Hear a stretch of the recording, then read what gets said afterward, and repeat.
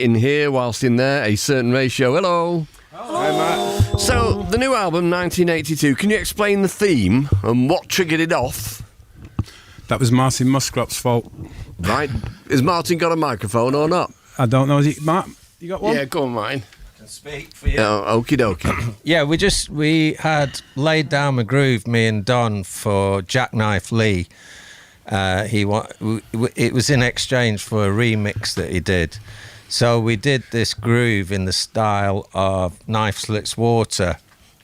And then we started adding more stuff to it. And I was checking the vocoder and I said 1982 into the vocoder and it sounded really good. So that became the chorus of the song. And Jez then wrote the verses about 1982. And we thought, this is too good to give to Jackknife Lee. Right. So we kept it for ourselves and it became the title track of the album. And it just so happens a lot of the other songs on the album have got themes from a similar period, like the birth of hip-hop and that sort of thing. Right, okay, and I'm hoping that you laid down a really crap groove and gave it to Jackknife. Is that right? You must have given him something. No, we decided to copy another ACR tune and we copied Waterline, was it? Was it Waterline? I can't remember. Right, okay. Yeah. I don't want to cause trouble between you and him anyway. You have. So, I have already, that's my job. So, nostalgia is not what it used to be, but it's a strange thing, isn't it? Because, you know, as time passes, there are things that you just kind of take for granted in your life. And you just think, yeah, that happened. And then enough time passes and you think, wow, that was really incredible. And I was part of that and I was around it. So Jez, what kind of, what triggered it off for you personally to just look back at that period? Because it was such a mad transitional period in music, wasn't it? Culture. Yeah, well, 1982 for us was a special year because we did 2 albums, Sextet and I'd Like to See You Again. So it was like a pinnacle of our sort of early years. And the track Samo was about Basquiat and Al Diaz and graffiti and like the birth of hip-hop. So like Martin said, it was, you know, happen chance that, you know, some of the tracks were related to that period. We didn't actually set out for that, but it just seemed that that's the way it sort of went, you know. A trip in Hume as well, which is where we used to live at that time. So yeah, it just sort of the theme sort of created itself, really. So presumably ACR went to New York at that point in time. We went to New York in 1980 and then 81, 82, 83. So yeah, it had a really big influence on us, and you know, we learned a lot from that trip, and I think we're still well, we like to learn every day, you know. I tell you, it's funny because in the fall I went in 1980 and 1981 and everything that was going on around us made no difference to us at all.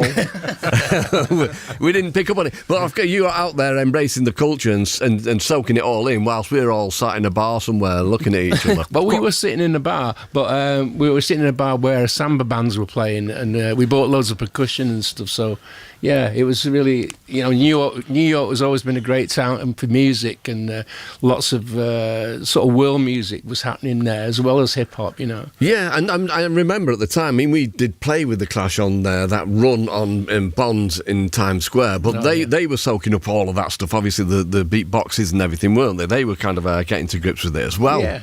Yeah. Okay. And it's funny, you know, because we had the pop group in session. We've had them in session a few times. Wonderful band. But on air, as I remember, Mark Stewart did say that it must have been around about 1979. He came up from Bristol to come and see one of you guys. I'm not sure which one. He came to mine and Pete's flat in Hume, and we were out. And he left a message on the door. It's funny.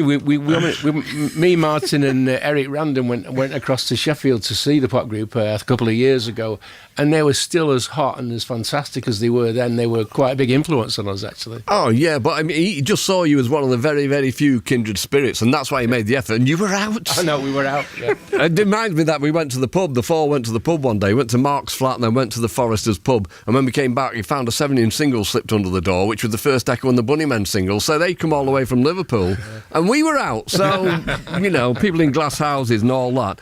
Okay then. So where else do we need to go with this? Okay, so you usually self-produce, and this album is self-produced, isn't it? It is, yeah. But you told me that your next plan is to work with the legendary Dan Carey.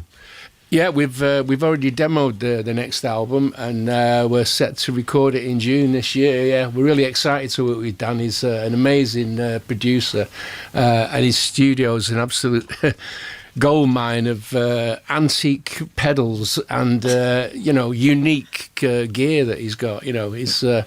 He's a bit of a mad professor, but a genius, yeah, I'd say. Oh, yeah, I mean, there's alchemy going on in that studio. He's one of the most sought-after producers, obviously, but I do know I've had a flavour of the actual studio, because every now and then, Clams from Warm Dusha will just spin round the room with his camera on his phone, and he'll be listening to a track that nobody's going to hear for 6 months, and he'll just send it over to me, and so and there's lights, disco lights going on, and all kinds of things. So, well, brilliant. I can't wait to hear that record, but this record that you've got now is amazing. And you are playing the 20th of April, the Voodoo Rooms in Edinburgh, the 21st, Huddersfield, the Parish, 22nd, the New Century Hall in Manchester, 23rd, Broodnell in Leeds, the 25th, you're playing Nottingham Rescue Rooms, the 26th, Birmingham Hare and Hounds, 27th, Bristol Exchange, 29th, London the Garage, there, the 6th of May, Brighton Chalk, and then we're into July, you're playing the Town Centre, Bolton. A bit vague that, isn't it, really? But I suppose that, people wander around Bolton on the day and they can hear a certain ratio playing somewhere. That'll be you then. Oh, yes. Yeah, I reckon. Okay, 2 tunes back to back then. What are you going to do for us, a certain ratio? We're going to play Aphrodisia, which Ellen Beth Abdi's going to sing on this. And I forgot to mention earlier, Viv Griffin, it's her first session with us, and she plays the bass. Yes, well, tough act to follow, Jez, you would have to say. If you don't mind, can I dedicate the first tune here to my mate Barry Horn, because he's a massive fan? Of course you can. Yeah. Thank you very much indeed. All right, A Certain Ratio, live in session.